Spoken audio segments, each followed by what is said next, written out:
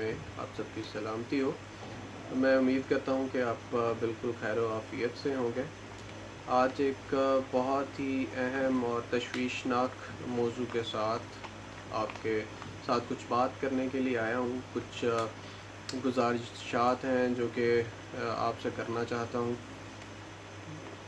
ताकि हम इस मुल्क में रहते हुए अपने आप को, अपने बहन भाइयों को और अपनी कम्युनिटी को कुछ ख़तरात से महफूज रख सकें।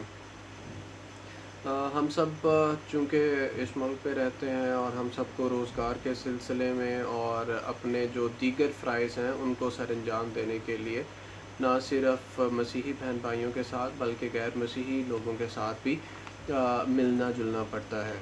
और जब हम इस मेल जोल में आते हैं तो फिर हमें जो ख़तरात हैं मज़हबी लेवल पे हमें उनका भी सामना करना पड़ता है।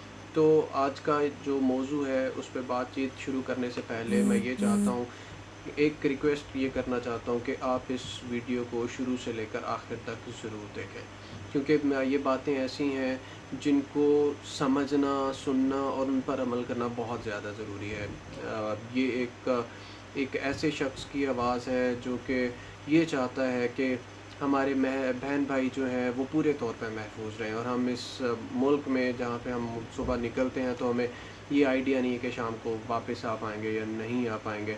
तो अगर हम इन बातों पर अमल करेंगे, चंद एक बातों पर, तो शायद हम अपने आप को महफूज बना सकते हैं। जब हम यीशु मसीह के पहाड़ी वास पर गौर करते हैं तो यीशु मसीह ने बड़ी खूबसूरत बात कही कि तुम्हारा कलाम जो है वो हाँ की जगह हाँ और ना की जगह ना होना चाहिए। फिर उन्होंने एक जगह पर और ये बात कही कि तुम कबूतर की मानिंद बेआज़ार बनो और सांप की मानिंद होशियार। तो हमें उनकी बातों पर अमल करना चाहिए। और चंद एक ये जो गुजारिशात हैं, जो कि स्ट्रेटजी है, जो कि लाहा अमल है कि हम किस तरह से इस तरह के इल्ज़ामात से, बेबुनियाद इल्ज़ामात से बच सकते हैं और किसी भी गैर ज़रूरी और तशवीशनाक सूरत हाल से अपने आप को कैसे महफूज बना सकते हैं। अगर आप इन पर अमल करेंगे तो यकीन जानिए हम एक महफूज माशरे में होंगे।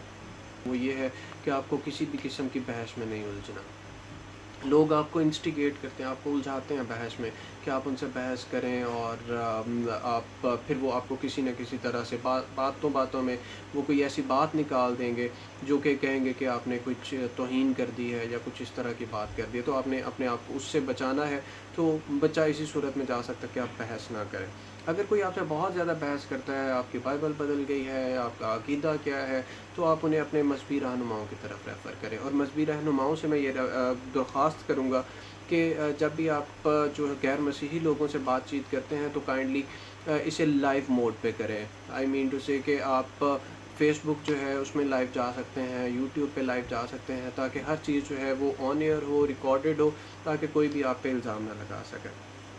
जो तीसरी बात जो है वो ज़्यादा इम्पॉर्टेंट है, वो ये है कि मसीही बहन भाई जो हैं, ख़ास तौर पे ये जो हमारी यंग जनरेशन है, आप किसी भी ऑर्गेनाइजेशन में हैं, आप किसी जगह पे भी रह रहे हैं, आप गैर मज़ाहब के लोगों के साथ रिलेशनशिप्स मत बनाएं। मेरी मुराद जो है वो प्रोफेशनल रिलेशनशिप से नहीं है, मेरी मुराद पर्सनल रिलेशनशिप से है। आप लोगों को अपने घरों में आने की दावत ना दें, और ख़ास तौर पे जो आप अपनी फैमिली को, अपने आप को और अपनी कम्युनिटी को महफूज बना सकें।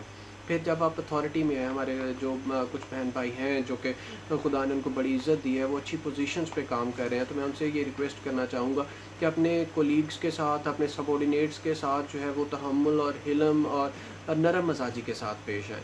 और यही हमारा रवैया होना चाहिए, ताकि कोई भी आपके साथ प्रोफेशनल जेलसी में इस हद तक ना बढ़ जाए और कि आपके ऊपर कोई झूठा इल्ज़ाम लगा के आपको डाउनग्रेड करने की और आपको अपने रास्ते से हटाने की कोशिश करें। सबके साथ अच्छे लेकिन प्रोफेशनल ताल्लुकात बना के रखें।